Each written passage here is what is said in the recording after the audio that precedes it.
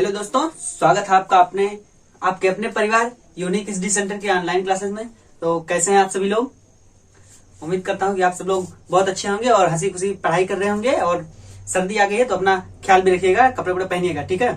तो चलिए, जैसा कि सबको पता है हमारी कक्षा 11 की क्लास है, ठीक। तो इसमें हम पढ़ने वाले हैं, जो पढ़ रहे हैं अपना चौथा चैप्टर, जिसका नाम है chemical bonding and molecular structure, यानी कि रासायनिक आबंधन तथा आणविक संरचना। इसके बारे में हम पढ़ रहे हैं चैप्टर, जिसमें हमने पिछली वाली वीडियो में हम अपना पहला टॉपिक पढ़ रहे थे, जिसका नाम था क्या, Kossel Lewis approach to chemical bonding, यानी कॉसल और ल्यूइस की रासायनिक आबंधन के लिए अवधारणा, ठीक है, यही था। तो जो हमारे चैनल पे नए हो या जिसने इस वीडियो को ना देखी हो, जिसमें हमने ये पढ़ा है, तो आप पीछे हमारी प्लेलिस्ट में जाकर के उसको देख सकते हैं, ठीक। और जो हमारे चैनल पे नए हो, हमारे चैनल को सब्सक्राइब कीजिए और हाँ, वीडियो अंत तक देखिएगा। अगर अच्छा लगे तो आप इसको लाइक जरूर कीजिएगा, और ज्यादा अच्छा लगे तो आप इसको शेयर भी कर सकते हैं, ताकि और भी लोगों के पास ये वीडियो हमारी पहुंचे, ठीक है। तो चलिए, देर न करते हुए हम शुरू करते हैं अपना टॉपिक, जिसमें हमने अपने पिछले वीडियो में कॉसल-ल्यूइस अप्रोच के बारे में पढ़ा था, ठीक है, यानी कॉसल और ल्यूइस की रासायनिक आबंधन के लिए अवधारणा, ठीक है।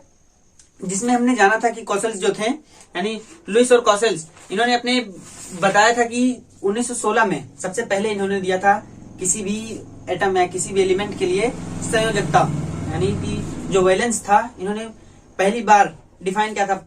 एक्सपेरिमेंट तो बहुत लोगों ने अपने अपने तथ्य दिए, लेकिन कोई भी सही से डिफाइन नहीं कर सका कि हाँ, वास्तव में संयोजकता यानी कि वैलेंस होता क्या है। लेकिन कॉसल्स और ल्यूइस ने मिल करके उस संयोजकता जैसे शब्द को आसानी से डिफाइन किया और कहें तो एक संतोषजनक परिभाषा उसकी दी, ठीक। उसी में आधारित है जो हम पढ़ने वाले हैं, और जो कि उनका आधार था, उस संयोजकता का आधार था क्या, कि अक्रियता पे, यानी नोबेल गैसों की जो अक्रियता होती है, इनर्टनेस, उसी को बेस मान के उन्होंने उस बात को बताया था, यानी संयोजकता उसी के आधार पर बताई थी। तो जिसमें उन्होंने बताया था कि हम एटम को दो तरीकों से देख सकते हैं, यानी कि एक निकाय के रूप में देख सकते हैं, जिसमें कि एक कर्नेल होगा और दूसरा होगा उसका आउटर मोस्ट सेल, यानी कि बाह्यतम कोष, ठीक है। और उसी बाह्यतम कोष को, है ना, जो आउटर मोस्ट सेल था, उसी को इन्होंने संयोजकता यानी संयोजी कोष का नाम दिया। और जो कर्नेल था, उसको इन्होंने कहा कि ये कर्नेल जो है, इसमें पॉजिटिव न्यूक्लियस, और पॉजिटिव न्यूक्लियस के साथ साथ जो इनर इलेक्ट्रॉन होंगे, यानी इनर ऑर्बिटल के इलेक्ट्रॉन जो होंगे, यानी अंतः कक्षा के जो इलेक्ट्रॉन होंगे, उनको इन्होंने कर्नेल के अंदर रखा था। फिर बात करें तो जो आउटर मोस्ट सेल, यानी जो बाह्यतम कोष था, है ना, उसी पे इन्होंने उसी को कहा वैलेंस सेल है, और उसमें उपस्थित जितने भी इलेक्ट्रॉन हैं, जितने भी इलेक्ट्रॉन उस बाह्यतम कोष में, किसी एटम के बाह्यतम कोष में उपस्थित हैं, उसको इन्होंने कहा कि ये वैलेंस इलेक्ट्रॉन है, ठीक है, इतना। और फिर इसके बाद इन्होंने बताया कि जो वैलेंस इलेक्ट्रॉन है, यानी वैलेंस सेल है, इसमें मैक्सिमम कितने इलेक्ट्रॉन हो सकते हैं, ये हम पिछले वाली वीडियो का रिवाइज कर रहे हैं, पिछले वाली वीडियो में जो पढ़ा था उससे आगे बता रहे हैं, ठीक है। तो क्या बताया था कि जो मैक्सिमम नंबर ऑफ इलेक्ट्रॉन, यानी महत्तम इलेक्ट्रॉन होंगे वैलेंस सेल में, उनकी संख्या होगी 8, यानी अगर 8 से ज्यादा इलेक्ट्रॉन आप बाह्यतम कोष में रख रहे हैं तो वो संभव नहीं है। 8 से कम रखिए तो चल जाएगा, लेकिन 8 से ज्यादा आप बाह्यतम कोष में इलेक्ट्रॉन नहीं रख सकते हैं, ठीक है। तो इन्होंने 8 बताई थी। फिर कहा था कि जो 8 होते हैं वो कहाँ होते हैं, भाई कोई शेप तो होगा। तो इन्होंने बताया था कि जो शेप होता है वो एक क्यूब की तरह, यानी घन। कहते हैं कि जो 8 होंगे इलेक्ट्रॉन, वो घन के सभी कोनों पे, यानी क्यूब के प्रत्येक कॉर्नर पे वो एक उपस्थित होंगे, ठीक। जैसा कि इन्होंने कहा कि अगर मान लीजिए हम सोडियम लेते हैं, तो सोडियम की एटॉमिक नंबर, यानी सोडियम का परमाणु संख्या कितनी होती है, 11। जिसमें जब हम इलेक्ट्रॉनिक कॉन्फ़िगरेशन उसका करेंगे, तो क्योंकि भाई बॉन्डिंग कहीं ना कहीं बताया था शुरू में कि बॉन्डिंग कहीं ना कहीं हमारे कॉन्फ़िगरेशन, यानी इलेक्ट्रॉनिक कॉन्फ़िगरेशन, एटॉमिक स्ट्रक्चर से संबंधित है। तो उसी तरीके से जब हम सोडियम का इलेक्ट्रॉनिक कॉन्फ़िगरेशन करेंगे, यानी इलेक्ट्रॉनिक विन्यास निकालेंगे, तब हम देखेंगे कि जो लास्ट सेल होगा, यानी लास्ट कक्षा होगी, उसमें लास्ट कोष होगा, उसमें एक इलेक्ट्रॉन जाएगा। और उन्होंने कहा कि वो जो एक इलेक्ट्रॉन उस लास्ट सेल में जा रहा है, वही सोडियम के लिए उसका वैलेंस सेल है, और वो इलेक्ट्रॉन वैलेंस इलेक्ट्रॉन कहलाता है। किसके लिए, सोडियम के लिए। और इन्होंने बताया कि अब वो एक इलेक्ट्रॉन, अभी तक तो 8 इलेक्ट्रॉन था नोबेल गैस के लिए, तब वो नहीं तो 8 कॉर्नर पे था, लेकिन अब वो जो एक इलेक्ट्रॉन है वो घन के किसी एक कोने पे होगा, ठीक है। फिर बताया कि अगर हम 8 इलेक्ट्रॉन मान लेते हैं नोबेल गैस के लिए, तो 8 कोने पे हो जाएगा, ये बताया था इन्होंने। फिर इसी में इन्होंने बताया था कि ये तो क्या होगा कि जो वो होगा हमारा, कहें तो एल्कली मेटल, यानी सोडियम की बात करें तो सोडियम इन्होंने बताया था कि हर चीज स्टेबल रहना चाहती है ना, क्या कि हर चीज अपने स्थान पे स्टेबल रहना चाहती है। तो इन्होंने यानी जो नेचर होता है वही बताया था कि नेचर जो होता है, नेचर का प्राकृतिक गुण है कि किसी को स्टेबल करने के लिए बॉन्डिंग करा देता है ना, बॉन्डिंग करा देगा ताकि उसकी ऊर्जा कम हो जाए, और ऊर्जा कम होगी तो भाई स्टेबल हो जाएगा यानी अस्थायी हो जाएगा। अगर जिसकी ऊर्जा अधिक हो तो वो ज्यादा इधर उधर भ्रमण करेगा यानी ज्यादा घूमेगा, और ऊर्जा कम होने पे वो नहीं घूमेगा, वो थक जाएगा बेचारा, है ना, थोड़ी दूर जाएगा और थक जाएगा। इसीलिए बॉन्डिंग कर दी जाती है जिससे कि वो इधर उधर ना भागे यानी उसकी एनर्जी कम हो जाए। ठीक है, ये प्राकृतिक गुण है। तब इन्होंने बताया कि जो Na और कहे तो ये तो सोडियम के लिए यानी हमारे एल्कली मेटल के लिए हुआ, और इसी तरीके से उन्होंने हाइड्रोजन के लिए बताया था कि जो हाइड्रोजन होते हैं यानी बात करें तो हमारा 17वां ग्रुप, ठीक है, मेन ग्रुप में बात करें तो 9वां ग्रुप, 9 ना बोल के 7वां ग्रुप बोल सकते हैं, 5 और 2 7, हाँ 7वां ग्रुप, जिसमें हमारा पहला तत्व है फ्लोरीन, उसके बाद क्लोरीन, ब्रोमीन, आयोडीन, एस्टेटिन, इस तरीके से है। तो उसको इन्होंने कहा कि हाइड्रोजन उसी को बोलते हैं। तो इन्होंने कहा कि हाइड्रोजन जो होंगे वो एक इलेक्ट्रॉन ग्रहण करेंगे तब वो स्टेबल स्टेट में जाएंगे। क्यों? क्योंकि हम जब इलेक्ट्रॉनिक कॉन्फ़िगरेशन करते हैं हाइड्रोजन तत्वों का, तब हम देखते हैं कि उसके लास्ट वाले सेल में क्या होता है, NS2 और NP5, है ना, ये तो कॉन्फ़िगरेशन होता है। क्या देखिए, जो हमारा कॉन्फ़िगरेशन होता है वो होता है ये, यहाँ पे देखिए आप, होता है NS2 और NP5, किसके लिए, हाइड्रोजन के लिए। तो इन्होंने कहा कि जो हाइड्रोजन के लिए जब ये होता है इसका कॉन्फ़िगरेशन, तो इन्होंने कहा एक इलेक्ट्रॉन ग्रहण करेगा, ये यहाँ पे N है, 2 नहीं N है, ठीक है। इन्होंने कहा कि जब ये एक इलेक्ट्रॉन ये ग्रहण करेगा तब ये स्टेबल स्टेट में जाएगा।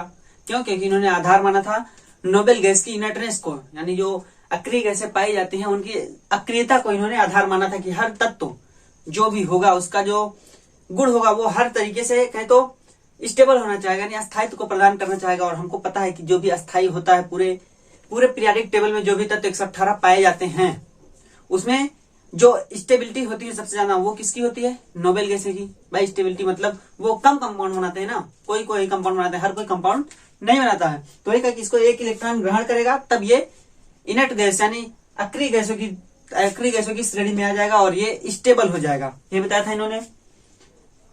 उसके बाद देखिए अब कि इस पूरी बात में यानी पूरे अपने जो भी चीजें उन्होंने बताई, फिर इसका सिग्निफिकेंस, फिर हमने पढ़ा था क्या सिग्निफिकेंस यानी लुईस डॉट, है ना, लुईस सिंबल के बारे में जाना था कि लुईस सिंबल क्या होते हैं। तो लुईस सिंबल में हमने देखा था कि जो ये होते हैं हमारे इलेक्ट्रॉन, वैलेंस इलेक्ट्रॉन जो होते हैं उनको हम उस सिंबल पे जो भी जिस किसी भी एलिमेंट का सिंबल होगा उसमें हमको जितने आउटर मोस्ट इलेक्ट्रॉन होंगे यानी वैलेंस इलेक्ट्रॉन जितने होंगे, जिसको हम बोलते हैं संयोजी इलेक्ट्रॉन, तो जितने संयोजी इलेक्ट्रॉन होंगे उसको हम डॉट के थ्रू दिखाते हैं। यही बताया था हमने, डॉट के थ्रू। मतलब अगर इसको देखें तो हाँ यहाँ देखिए, मान लीजिए अगर कोई तत्व ए है और इसके वैलेंस सेल में एक इलेक्ट्रॉन है ना, तब बताया था हमने कि यहाँ पे एक डॉट लगाते हैं, इसको हम क्या बोलते हैं, ये लुईस सिंबल है, एक डॉट। कब? जब एक इलेक्ट्रॉन। इसी तरीके से जब 2 इलेक्ट्रॉन होगा वैलेंस सेल में तब 2 बताया था ना कि तब इस तरीके से हम 2 इलेक्ट्रॉन दिखाते हैं।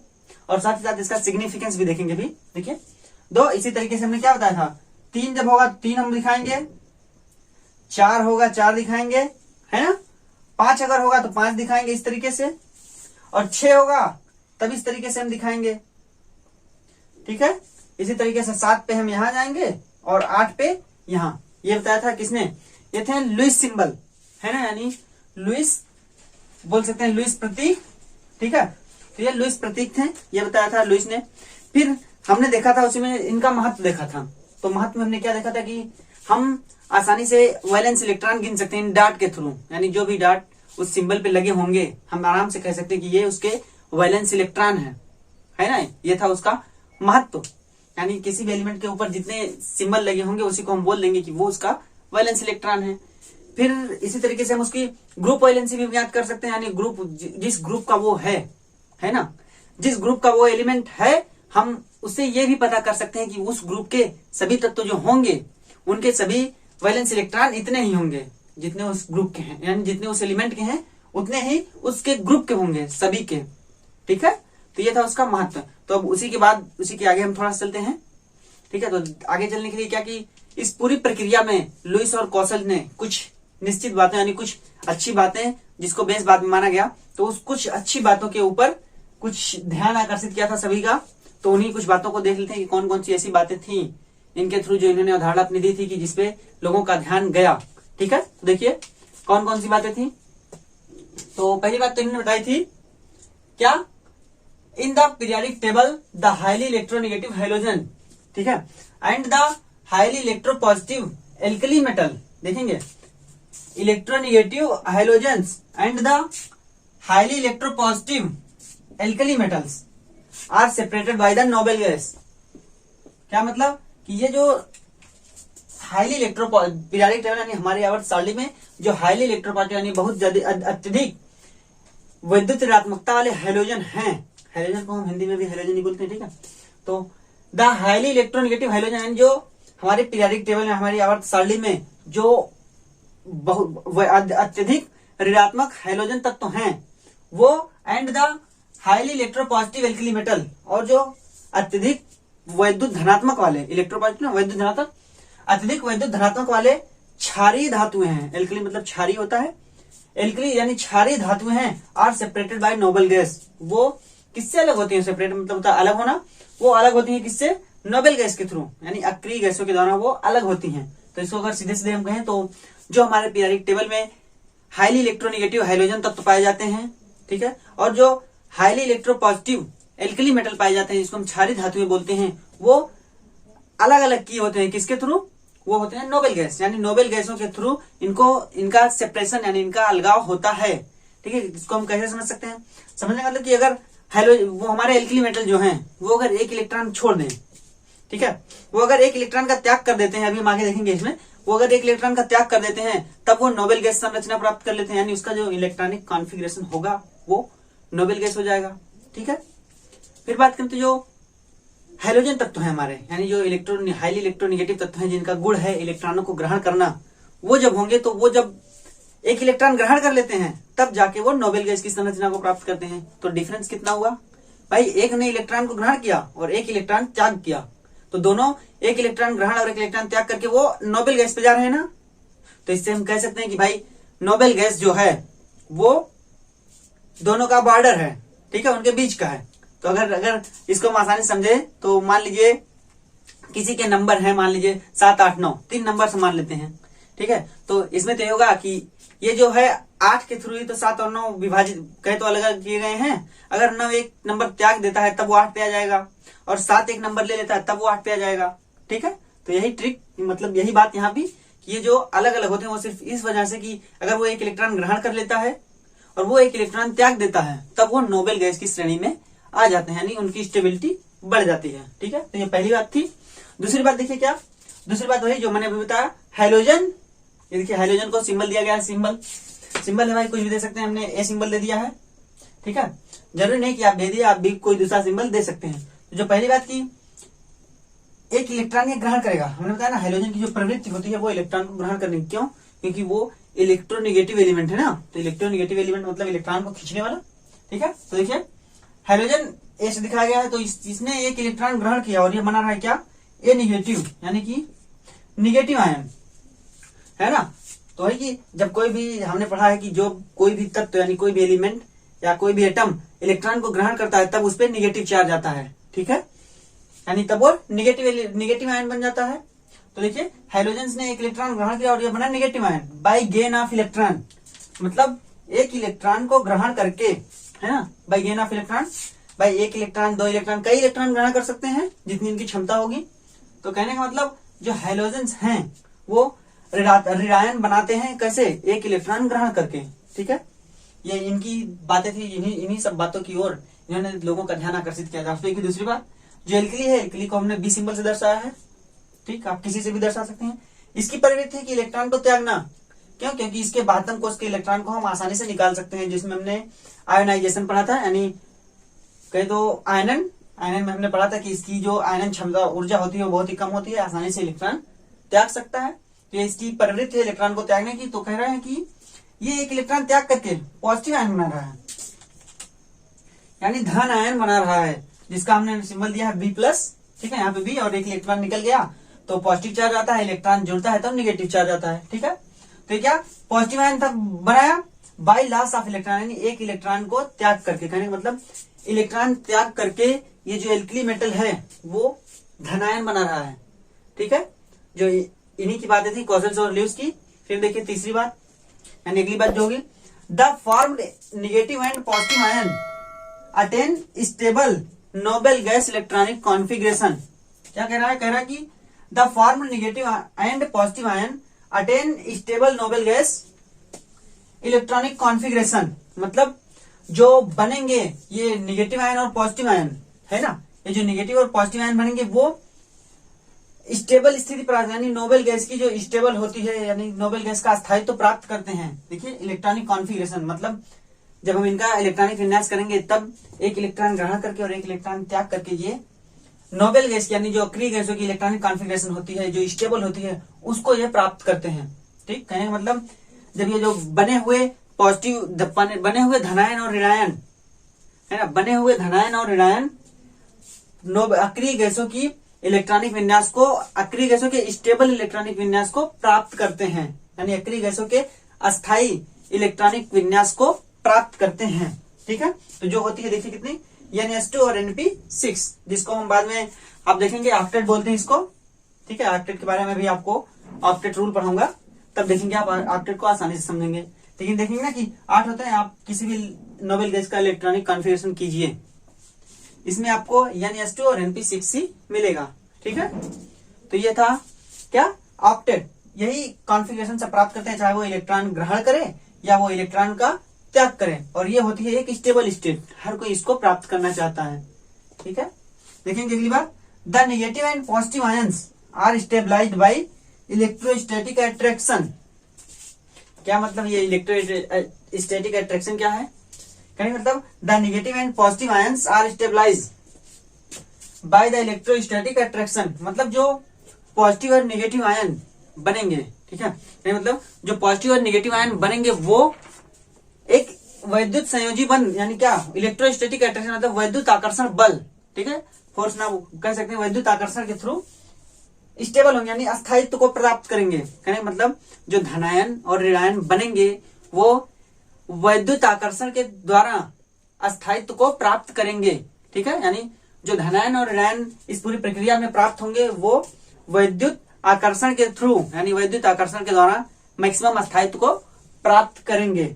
ठीक है, तो ये थी पूरी बात किसके लिए, ये था फैक्ट था, जो कुछ बातें इन्होंने आकर्षित की थी लोगों की कि देखिए क्या चीजें हैं, यानी हम अपने मॉडल के थ्रू क्या बता सकते हैं। ये अवधारणा को हम मॉडल ही बोल सकते हैं ना, कि एक प्रक्रिया थी पूरी की बताने की कि हाँ क्या होगा। ठीक है, बाद में कहें तो इन्हीं के इस नियम को कह सकते हैं, इन्हीं की इस बातों को आधार माना गया। किसके लिए? जो आयनिक कंपाउंड हमारे बनते हैं, आयनिक कंपाउंड यानी आयनिक यौगिक जो बनते हैं हमारे, जिसमें पॉजिटिव आयन और धनायन से मिलकर बनते हैं, उसका आधार इसको माना गया। ठीक है, तो अब देखते हैं हम इसके बाद, इन सभी बातें तो हो गई, अब इस बातों की कुछ व्याख्या कर लेते हैं एग्जाम्पल देख के कुछ। ठीक है, कि कैसे हम पॉजिटिव आयन बनाते हैं, कैसे नेगेटिव आयन बनाते हैं, तो देखेंगे अभी। और इसके लिए हम एग्जाम्पल मिलेंगे, सबसे आसान सा जो हमारा एग्जाम्पल चलता है क्या, कि हमारा क्या सप्ताह सबसे आसान सा एग्जाम्पल जो हम बहुत पहले से पढ़ते आते हैं, शुरू से छोटी कक्षाओं से पढ़ रहे हैं हम, क्या NaCl का नाम सुना है? NaCl मतलब नमक बोलते हैं उसको। ठीक है, तो देखेंगे हम इसके एग्जाम्पल में, एक को हम बनाएंगे पॉजिटिव आयन और एक को बनाएंगे हम नेगेटिव आयन। तो जैसा कि हमको पता है कि पॉजिटिव आयन बनाने के लिए हमको क्या लेना होगा, एल्कली मेटल। तो चलिए एल्कली मेटल को हम देखते हैं। तो एल्कली मेटल के रूप में मान लीजिए हम ले लेते हैं एक Na, ठीक है, और नेगेटिव यानी हाइड्रोजन से हमको ले लेते हैं मान लीजिए Cl। ठीक है, Cl यानी कि इसका नाम है क्या, क्लोरीन। ठीक, तो हम ये क्लोरीन। अब देखिए कहा गया कि यानी लुईस और कोर्सेल्स ने कहा कि जो एल्कली मेटल होगा वो क्या करेगा, वो एक इलेक्ट्रॉन का त्याग करेगा। देखिए इससे इलेक्ट्रॉन का त्याग कराते हैं, त्याग कराने का मतलब माइनस होगा और क्या होगा, एक इलेक्ट्रॉन निकलेगा इसमें से, इलेक्ट्रॉन का सिंबल ये होता है। अब इससे क्या बनाएगा, ये बनाएगा एक पॉजिटिव आयन। ये क्या बनाया, पॉजिटिव आयन। ठीक है, ये बनाया पॉजिटिव आयन। ठीक, अब देखिए अभी इसको क्या प्राप्त करना है, एक इनर्ट गैस की इलेक्ट्रॉन कॉन्फिगरेशन इसको प्राप्त करना है ना। ठीक है, तो एक एक देखेंगे, तो ये हुआ। अब देखिए ये जो कॉन्फ़िगरेशन अभी तक इसका था, इसका अभी तक कॉन्फ़िगरेशन क्या था देखिए, अभी तक इसका कॉन्फ़िगरेशन था यानी कि नियान होता है और था 3s1।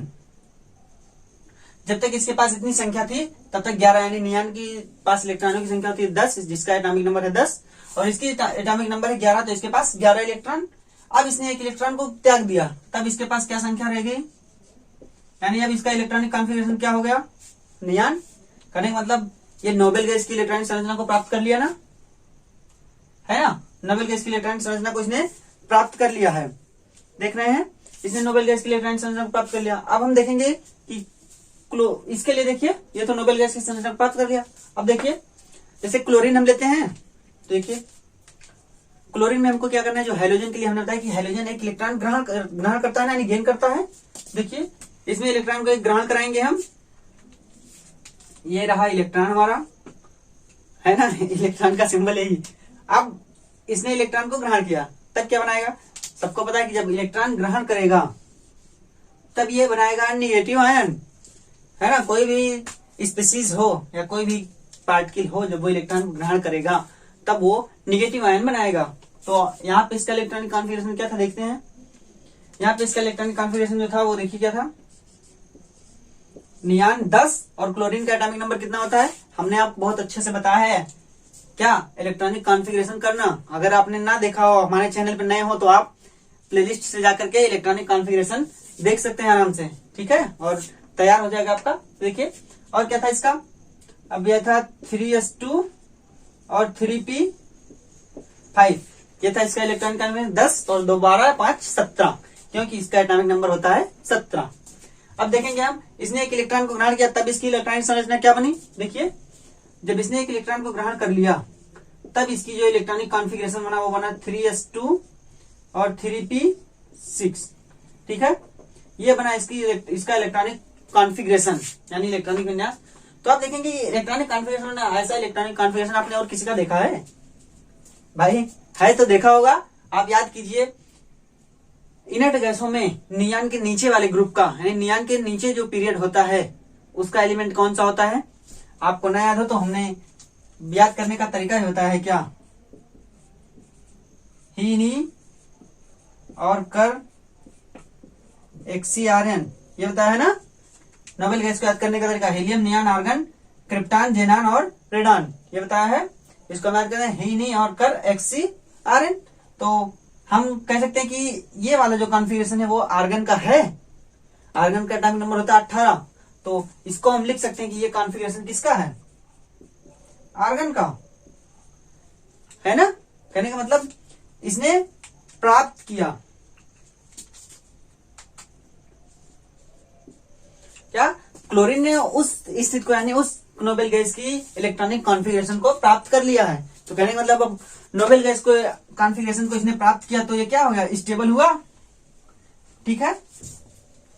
अब फिर देखिए इसने तो प्राप्त किया, फिर क्या बना कि अगली बात हमने उसमें पढ़ी थी कि जो होता है कि अब ये जो पॉजिटिव और ये निगेटिव आयन बना है ना, जो पॉजिटिव और निगेटिव आयन बना, ये एक फोर्स के थ्रू आपस में जुड़ते हैं। फोर्स यानी इलेक्ट्रोस्टैटिक बल।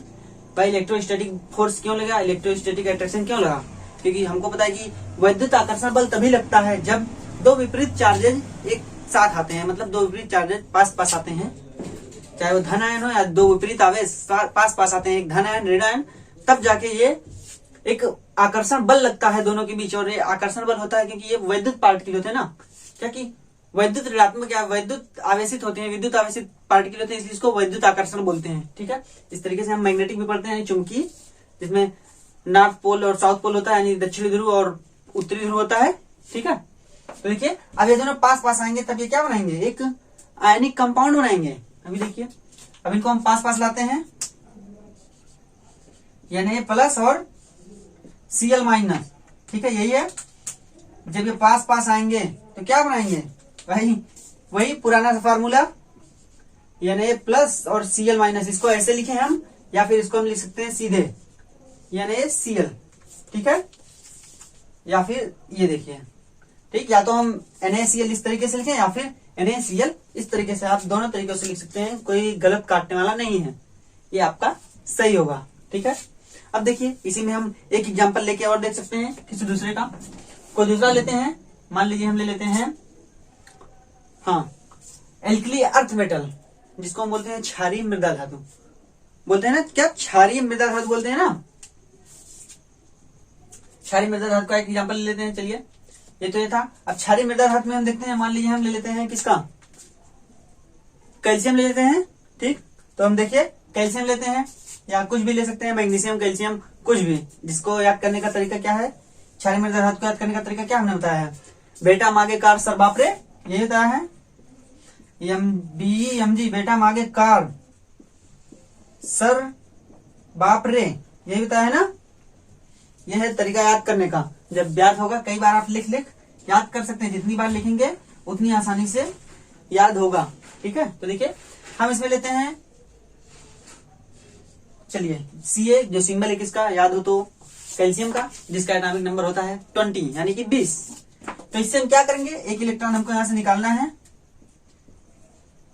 देखिए यहां से हम 2 इलेक्ट्रॉन निकालेंगे, 2 इलेक्ट्रॉन निकालेंगे ताकि जो इलेक्ट्रोस्टैटिक फोर्स लगे, यानी जो कंपाउंड बने वो बढ़िया सा बने, जिसको हम आगे पढ़ेंगे भी। तो यहां से निकालेंगे 2 इलेक्ट्रॉन। क्यों, हम जानते हैं कि 2 इलेक्ट्रॉन दूसरे ग्रुप का है और दूसरे ग्रुप में हम 2 इलेक्ट्रॉन आसानी से निकाल सकते हैं। क्यों, क्योंकि बातम कोष में होता है ये सब सेल में। ठीक है, 2 इलेक्ट्रॉन यहां से निकालेंगे तो जो बनेगा हमारा, देखिए जो हमारा बना वो बना Ca, और इस पर कितना चार्ज लगा, 2+ चार्ज लगा। क्यों, क्योंकि 2 इलेक्ट्रॉन निकले। इसी तरीके से जो इसके साथ हमको जोड़ना है उसको क्या, मान लीजिए हम ले लेते हैं क्लोरीन, फ्लोरीन, ब्रोमीन, कुछ भी ले सकते हैं। मान लीजिए हम फ्लोरीन ले लेते हैं। ठीक है, फ्लोरीन जिसका सिंबल होता है F। इसमें हमको क्या करना है, इसमें हमको इलेक्ट्रॉन को क्या करना है, जोड़ना है ना। इसमें हमको इलेक्ट्रॉन जोड़ना है। देखिए क्या होगा, और बड़ा लिखते हैं, दिखने का होगा फ्लोरीन। इसमें हम इलेक्ट्रॉन जोड़ेंगे क्योंकि इलेक्ट्रॉन का गेन होगा। क्यों, क्योंकि हेलोजन की प्रवृत्ति होती है इलेक्ट्रॉन को गेन करना। इसको हमने जोड़ा तो देखिए क्या मिलेगा हमको,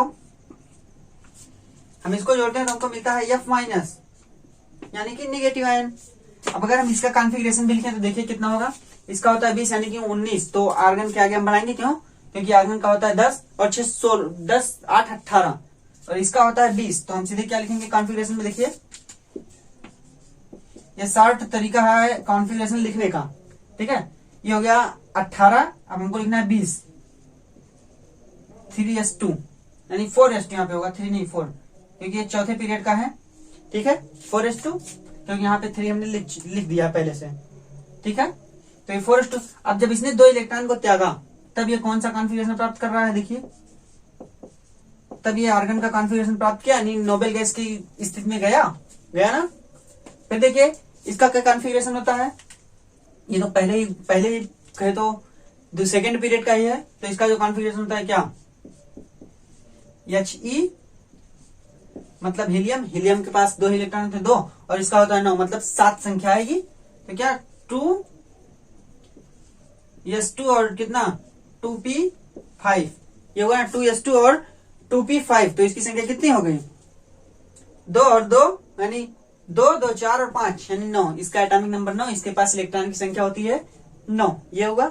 अब देखिए जब एक इलेक्ट्रॉन इसने ग्रहण किया ना भाई, गेन हुआ इलेक्ट्रॉन का, जो कि इसकी प्रवृत्ति है। तब देखिए एक इलेक्ट्रॉन गेन करने के बाद इसका जो इलेक्ट्रॉनिक कॉन्फ़िगरेशन होगा वो क्या होगा, देखिए हीलियम और ये 2s2 और वह 2p6। तो ये किसके बराबर है, यानी ये जो कॉन्फ़िगरेशन है वो किसका कॉन्फ़िगरेशन है, नियान का। ठीक है, ये कॉन्फ़िगरेशन है नियान का। तो चाहे हम इसके कॉन्फ़िगरेशन को इस तरीके से लिखें या फिर इस तरीके से लिखें। ठीक है, तो अब देखिए इनको जोड़ते हैं कि वही बात कि जो दोनों इस प्रक्रिया के दौरान दोनों पॉजिटिव चार्ज यानी पॉजिटिव आयन और नेगेटिव आयन बनते हैं, वो एक वैद्युत आकर्षण बल के, वैद्युत आकर्षण उनके बीच होता है ना, जिससे वो स्टेबिलिटी को प्राप्त करते हैं, यानी जिससे वो स्थायित्व को प्राप्त करते हैं। देखिए तो हम जोड़ेंगे किसको किसको, Ca जिसके पास 2+ है, और फिर हम किसके साथ जोड़ेंगे, फ्लोरीन जिसके पास 1- है, और यहाँ पे हम 2 फ्लोरीन का यूज करेंगे। और 2 फ्लोरीन का यूज हम क्यों करेंगे, ये आपको बताया जाएगा बाद में जब हम पढ़ेंगे इलेक्ट्रोकेमिकल सीरीज, ठीक है, यानी वैद्युत रासायनिक सीरीज है, उसमें जब हम पढ़ेंगे तब हम इसको जानेंगे, ठीक है। तो ये हो गया क्या, इसको जोड़ा गया, यानी ये वैद्युत आकर्षण बल के थ्रू जुड़ते हैं, तभी बनता है क्या, देखिए ये बनेगा Ca, या तो इसको लिखिए Ca2+, और इसमें लिख दीजिए F-2, इस तरीके से, मतलब F के 2 पार्टिकल हैं, यानी F का 2 एटम है बोल सकते हैं, और कैल्शियम का 1 एटम, या फिर हम इसको अलग तरीके से लिख सकते हैं क्या, CaF2, सीधी सी बात, CaF2 लिख देते हैं, कोई दिक्कत नहीं, ठीक है।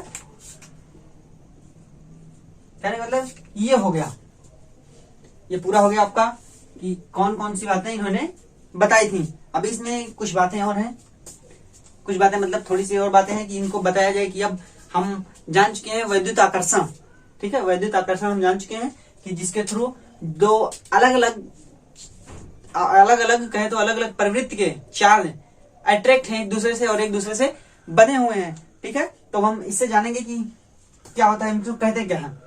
देखिए इन्होंने कहा कि ये जो होते हैं, यानी जो बॉन्ड यानी इलेक्ट्रोस्टैटिक अट्रैक्शन इनके बीच होता है, उसको इन्होंने नाम दे दिया कि ये होता है इलेक्ट्रोवैलेंट बॉन्ड।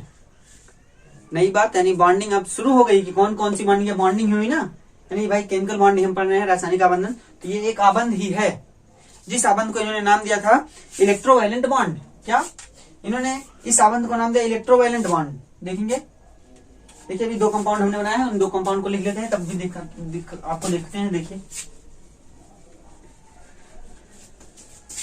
क्या बनाया हमने, इलेक्ट्रोवैलेंट बॉन्ड बताया ना, कि वैद्युत संयोजी आबंध, इन्होंने नाम दिया इसको।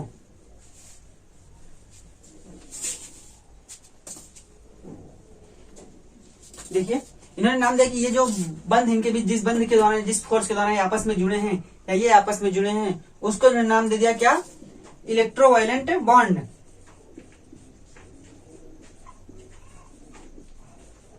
इलेक्ट्रोवैलेंट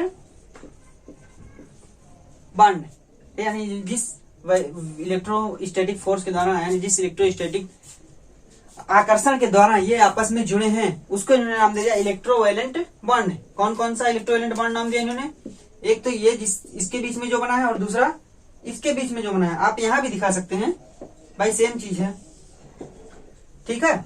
इसको इन्होंने इलेक्ट्रोवैलेंट बॉन्ड, जिसको हम बोलते हैं वैद्युत संयोजी आबंध, क्या बोलते हैं,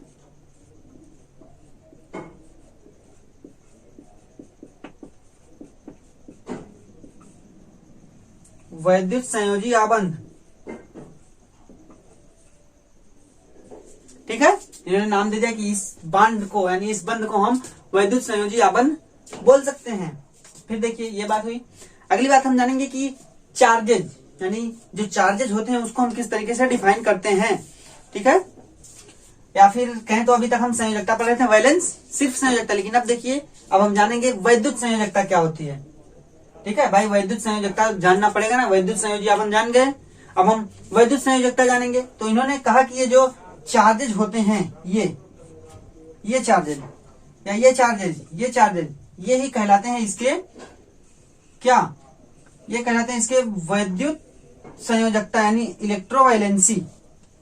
जैसे बात करें तो सोडियम की इलेक्ट्रोवैलेंसी कितनी, इन्होंने कहा कि जो यूनिट चार्जेज होते हैं उन एटम्स के ऊपर, यानी उन आयंस के ऊपर जो चार्जेज होते हैं, उसी को हम बोलते हैं कि वो उस एटम का इलेक्ट्रोवैलेंस है, यानी इलेक्ट्रोवैलेंस यानी वैद्युत संयोजकता है। जैसे बोलते हैं क्या, वैद्युत संयोजकता है।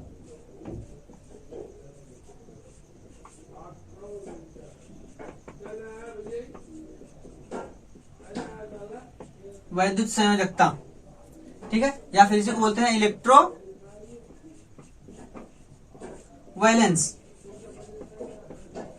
इलेक्ट्रोवैलेंस तो देखेंगे सोडियम की इलेक्ट्रोवैलेंस कितना है भाई, यहाँ पे देखिए सोडियम का इलेक्ट्रोवैलेंस कितना है। अभी देखिए यहाँ पे हम सोडियम लिखते हैं, Na प्लस है, यहाँ पे कौन सा और प्लस, पहले प्लस प्लस लिखते हैं, Ca2+ है। इसी तरीके से और कौन सा है, क्लोरीन माइनस है, और कौन सा फ्लोरीन माइनस है, ठीक है। तो पूछ ले कि अगर ऐसे दे दे, बताइए यहाँ पे वैलेंसी कितनी है, किसकी इलेक्ट्रोवैलेंसी कितनी है, ठीक है, पूछ सकता है ना कि इलेक्ट्रोवैलेंसी कितनी है, तो इलेक्ट्रोवैलेंसी कितनी होगी, इस पे कितना चार्ज है। देखिए हमने बताया ना, जो यूनिट चार्ज होता है, नंबर ऑफ यूनिट चार्ज, देखिए अगर हम लिखना चाहें तो इसको लिख सकते हैं number of unit charge on ion, number of unit charge on ion called, or called बोल सकते हैं, or called or known as, क्या बोलते हैं इसको, इलेक्ट्रोवायलेंस या इलेक्ट्रोवायलेंसी बोल सकते हैं ना, विद्युत संयोजकता बोल सकते हैं, इलेक्ट्रोवायलेंसी यानी विद्युत संयोजकता है ये है। देखिए क्या इलेक्ट्रोवायलेंस, विद्युत संयोजी बोल सकते हैं, विद्युत संयोजी लिखा है, इलेक्ट्रोवायलेंसी बोल सकते हैं, इलेक्ट्रोवायलेंसी, ठीक है, विद्युत संयोजकता। तो कितनी कितनी देखिए इसके पास कितना चार्ज है, हमने बताया जो चार्ज होगा वही होगी उसकी इलेक्ट्रोवायलेंसी। तो कितना चार्ज है, एक है, तो इसकी विद्युत संयोजकता कितनी है, और इसको चिन्ह के साथ यानी निशान के साथ लिखते हैं, तो कितने हैं +1, यानी जो सोडियम की इलेक्ट्रोवायलेंसी आती है वो आती है +1 यानी धन 1, ठीक है। फिर बात करें तो कैल्शियम के ऊपर कितना चार्ज है, 2, तो कह सकते हैं जो इसकी इलेक्ट्रोवायलेंसी होगी वो होगी +2 या 2+, ठीक। इसको हम चाहे ऐसे लिखें या फिर हम इसको ऐसे लिख सकते हैं 2+, ठीक है, लेकिन बढ़िया रहेगा आप ऐसे +2 और +1 करके लिखिए, ओके। फिर देखिए बात करें तो क्लोरीन की, है ना भाई, क्लोरीन पे भी नेगेटिव चार्ज, तो उसकी तो कुछ वैलेंसी होगी, तो इन्हें कहा कि क्लोरीन की वैलेंसी कितनी हो जाएगी, -1 भाई, इनके अनुसार कि जितना चार्ज होगा वही उसकी वैलेंसी यानी इलेक्ट्रोवायलेंसी होगी, यानी विद्युत संयोजकता वही होगी सेम। फिर बात करें तो फ्लोरीन, फ्लोरीन के ऊपर भी एक ही चार्ज है, तो कितनी संयोजकता होगी, -1 यानी इलेक्ट्रोवायलेंसी उसकी -1 हो गई। अगर साधारण भाषा में वैसे वैलेंसी पूछे, पहले वैलेंसी बताइए कितनी, यानी संयोजकता कितनी है, तो हमने अभी कितना बताया था कि संयोजकता को हम निकालते हैं या तो उसमें उपस्थित नंबर ऑफ इलेक्ट्रॉन्स यानी वैलेंस सेल में, यानी संयोजी कोष में जितने इलेक्ट्रॉन होते हैं वो होती है वैलेंसी, यानी वो संयोजकता होती है, या फिर 8 में से, यानी जो ऑक्टेट हम जानते हैं उस 8 में से उस संख्या को घटाते हैं तब उसको बोलते हैं कि वो उसकी वैलेंसी है। लेकिन अब जब हम वैद्युत संयोजी की बात करेंगे तो वैद्युत में हम प्लस और माइनस के साथ बोलेंगे, यानी +1 +2 +3 +4 +5 या -1 -2 -3 -4, इस तरीके से जिस प्रकार से जिसकी वैलेंसी, जिस प्रकार से जिस एलिमेंट की संयोजकता होगी उसी तरीके से हम इसको बोलेंगे, ठीक है। तो अब बात करें तो अब बात आई कि ये पूरी अवधारणा इनकी खत्म होती है, लेकिन अब इसमें कुछ चीजें हैं जैसे ऑक्टेट रूल और चीजें, तो अब ये इनकी पूरी अवधारणा थी, ये बातें थी। तो इसमें इन्होंने फिर बाद में बताया कि हम मानते हैं कि इन्होंने कहा कि हम मानते हैं कि हमने दिया है कोई भी डिफिनेशन दी है संयोजकता के लिए, लेकिन सब जगह यानी हर एलिमेंट हर कंपाउंड के लिए ये सही नहीं होगा, यानी किसी भी यौगिक में, हर यौगिक में हम इसको लगा नहीं सकते। कुछ ही जगहों पे हम ये थ्योरी लगा करके उसकी बॉन्ड की व्याख्या कर सकते हैं, ठीक है, ये इन्होंने बताया था, कुछ जगहों पे हम लगा के व्याख्या कर सकते हैं। और बात करें तो हमने बताया था कि अभी भी कुछ देर पहले बताया था कि इसी को बाद में कहें तो वैद्युत, कहें तो ये जो बनते हैं आयनिक बंध, यानी जो आयनिक बंध बनते हैं, आयनिक कंपाउंड बनते हैं, उसका आधार माना गया कि ये हम इसको आधार मान सकते हैं, कि हम आधार मान के कह सकते हैं कि जो बनता है आयनिक बॉन्ड वो इन्हीं के आधार पर बनता है। एक इलेक्ट्रॉन को त्यागता है तब धनायन बनाता है, और एक इलेक्ट्रॉन को ग्रहण करता है तब वह धनायन, क्या कहते हैं, ऋणायन बनाता है। उसके बाद वो दोनों धनायन और ऋणायन आपस में एक वैद्युत आकर्षण बल के थ्रू जुड़ते हैं।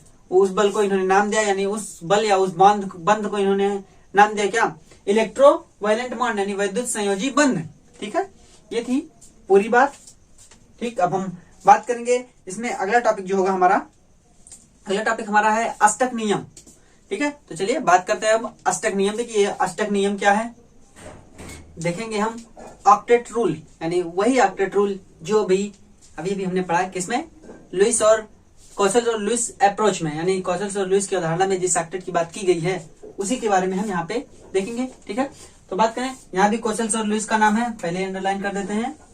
तो ये थ्योरी भी, यानी ये ऑक्टेट नियम भी कौशल और लुईस ने ही दिया था, क्योंकि उसमें हम बात कर चुके हैं, ठीक। तो ये कौशल और लुईस ने 1916 में जो अपनी अवधारणा दी, यानी 1916 में जो अपनी अवधारणा दी, कहे तो वैद्युत संयोजी बंध बनने के लिए, ठीक है, उसी का आधार कहें तो उसी पे ही ये ऑक्टेट रूल है, यानी ऑक्टेट रूल पे ही आधारित है वो, ठीक, जो नियम दिया गया। क्योंकि ऑक्टेट रूल बहुत मेजर रोल अपना निभाता है, यानी मेजर रोल रखता है इलेक्ट्रोवायलेंट बॉन्ड बनने में, ठीक है। तो देखिए क्या ऑक्टेट रूल, यानी कि अष्टक नियम according to Kossel and Lewis electronic theory of chemical bonding, यानी उसी आधार पे जो भी अप्रोच हमने बताया उसी पे इन्होंने 1916 में एक थ्योरी दी थी अपनी, electronic theory of chemical bonding, यानी रासायनिक आबंधन की वैद्युत, इलेक्ट्रॉनिक मतलब वैद्युत कह सकते हैं, वैद्युत थ्योरी मतलब सिद्धांत, ठीक है, यानी रासायनिक आबंधन का वैद्युत सिद्धांत, ये थ्योरी कॉसल और लुइस ने रासायनिक आबंधन के वैद्युत सिद्धांत में ये बात बताई है। ठीक है, देखिए क्या बताया है इन्होंने, atoms can combine either by transfer of an electron, ठीक है, atoms can combine either by transfer of an electron from one atom to another, मतलब जो एटम्स होंगे यानी जो परमाणु होंगे वो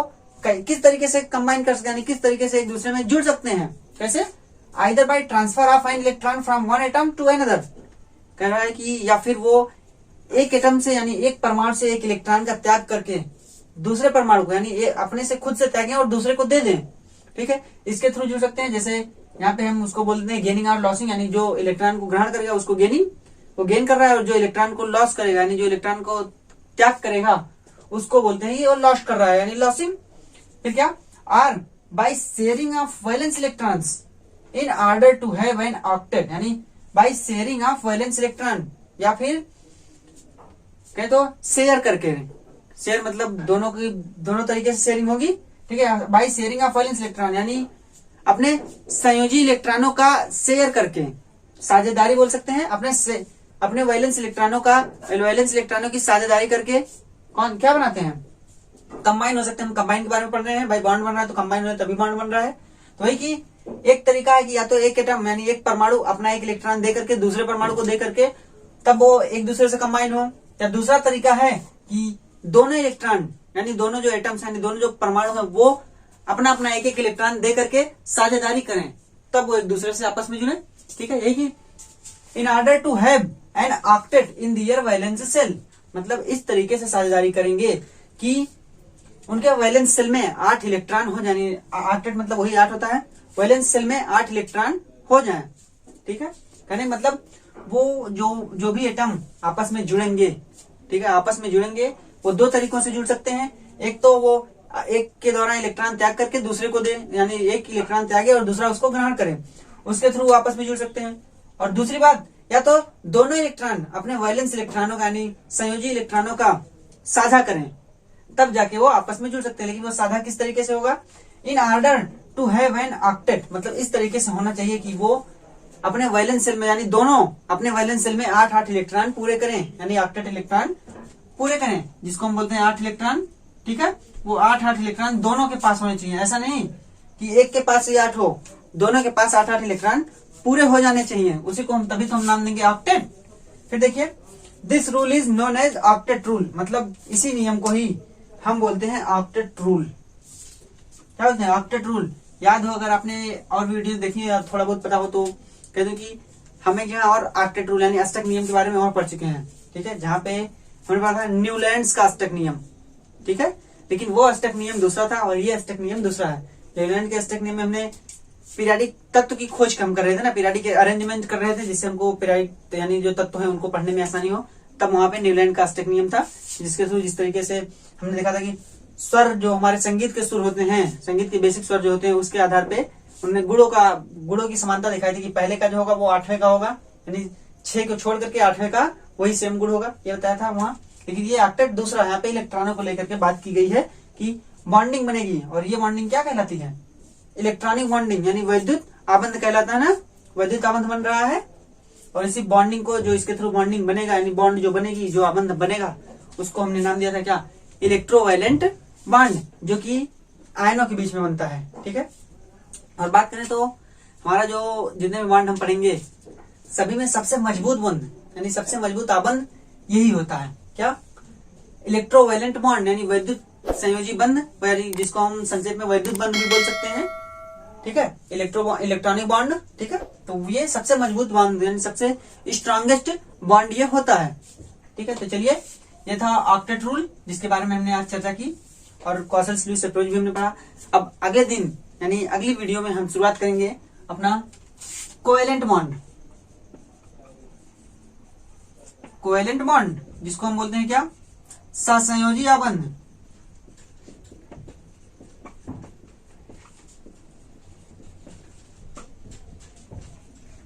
इसके बारे में हम पढ़ेंगे अपने अगले वीडियो में, ठीक है, जो कि बहुत ही दमदार तरीके से पढ़ाऊंगा। तो ये कोवेलेंट बॉन्ड हम अगले वीडियो में। तो बात करें तो आज की वीडियो में बस इतना ही, ठीक। उम्मीद करता हूं कि आपको वीडियो की एक एक बात समझ में आई होगी, और अगर ना समझ में आई हो तो आप रिपीट करके वीडियो देख सकते हैं, आप आसानी समझिए, ठीक है। तो चलिए मिलते हैं अपने अगली वीडियो में। और अगर आप हमारे चैनल पर नए हों तो आप चैनल को सब्सक्राइब कीजिए, और वीडियो अगर पसंद आए हो तो लाइक भी कीजिएगा, और ज्यादा से ज्यादा लोगों के पास शेयर भी कीजिएगा, ठीक है। तो चलिए मिलते हैं अपने अगली वीडियो में, तब तक के लिए अपना ख्याल रखिएगा। धन्यवाद।